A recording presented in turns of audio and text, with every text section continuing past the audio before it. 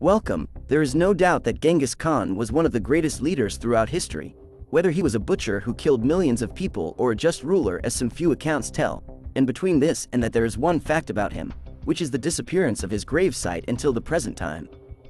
From China to Russia to the rest of the outskirts of the Mongolian Empire, which extended over millions of kilometers, Genghis Khan's tomb has not been found until today. This is what Genghis himself wanted, as he ordered his soldiers to kill everyone who attended his funeral in order to hide the location of his grave.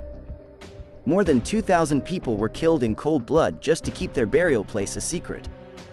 What are the details of that massacre, and why is it so difficult for us to find Genghis Khan's tomb today? This is what we will know together in this video, so stay with us. When you walk into a funeral, of course, you will not expect to be buried with this deceased, unless he counts about 2,000 people who attended the funeral of Genghis Khan and got themselves killed. Just as I heard the killing and not fulfilling the man who ordered their killing is the same deceased stranger, right? None were deceased. He is the most famous Mongolian warrior in history, Genghis Khan. His funeral in the year 1227 turned into a real massacre.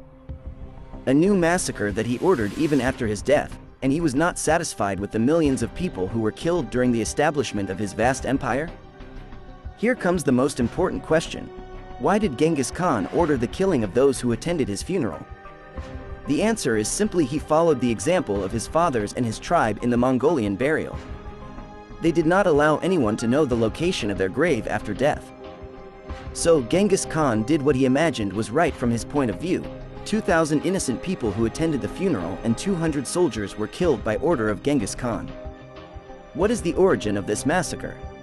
You may imagine that that day was the ugliest day in the history of Genghis Khan's rule, but after knowing that he killed about 40 million people during his rule, you must be sure that the day of his funeral was the most merciful day in his era. Temujin, who was born in a Mongolian tribe in the month of May of the year 1162, is said to have arrived in our world on the palm of his hand and fever in the form of a blood clot, which is an auspicious sign for the Mongolians of the advent of a great leader.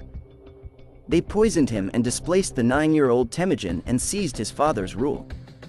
Temujin, accompanied by his mother and sisters, succeeded in escaping from their enslavement and declared himself in the year 1206 the indomitable Mongolian ruler and began establishing his empire that extended over an area of 23 million square kilometers, a kingdom that included Russia, China, Hungary, Bulgaria, Poland, Kazakhstan, Uzbekistan, Tajikistan, Korea, Burma, India, Iraq, Iran, and Turkey. Have you ever heard of such a country? Perhaps that vast area, along with the massacre on the day of his funeral, which he ordered, is the real reason behind our current ignorance of the tomb of one of the greatest and most famous rulers in history, but the story has more details. The Mongolian emperor not only concealed from us the location of his body, but even today we do not know the exact cause of death. There are those who say that he was killed in one of the battles against the Chinese kingdom in western India, and others say that he was stabbed by one of his slave girls, and between this and that the truth is still unknown. In any case, Genghis Khan died, and the army transferred his body to Mongolia, where he was born. Here we encounter many contradictions. For example, some legends say that Genghis's body was not moved in the first place, that the coffins that were moved were empty, and that his body remained in China where he died, and the aim is to deceive the world and not tell anyone where his grave is.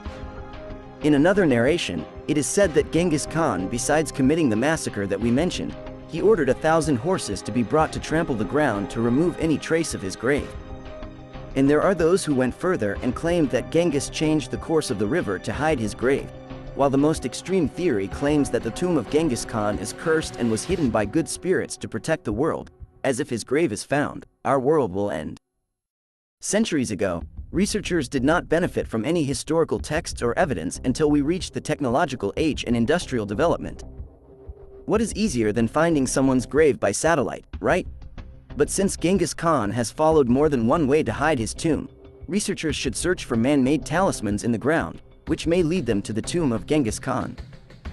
Indeed, National Geographic has recruited thousands of people to give any evidence leading to the discovery of the location of the tomb, so it has reached about 2,500,000 potential sites. It was classified into 100 most likely sites, and then examined on the ground, so that the project failed in the end, because the tomb was not found in any of the sites. The task of the researchers. This prompted the researchers to narrow the scope of the search, so the choice was made to boycott Kedah, which was the area of residence of Genghis Khan during his rule and is approximately equivalent to the size of Austria. It is still like looking for a needle in a haystack. You are literally searching for the unknown, and given Genghis' attachment to his ancestors, he may have taken an example from them in regards to burial ceremonies. This means that he was buried in a wooden tomb at a depth of 20 meters below the surface of the earth, similar to the burial of the Mongolians for their dead, which makes the task more and more difficult. In the name of Prakina Kwandan, it is located on the Kennedy mountain range, where it is said that Genghis Khan had once taken refuge in it and promised that he would return to it again after his death. What increases the possibility of the validity of this theory is placing that area under strict security and preventing the public from accessing it and considering it one of the most important UNESCO sites. Therefore, no researcher was able to excavate inside it, but perhaps one of them will be able to do so in the near future, and he will be the owner of the credit.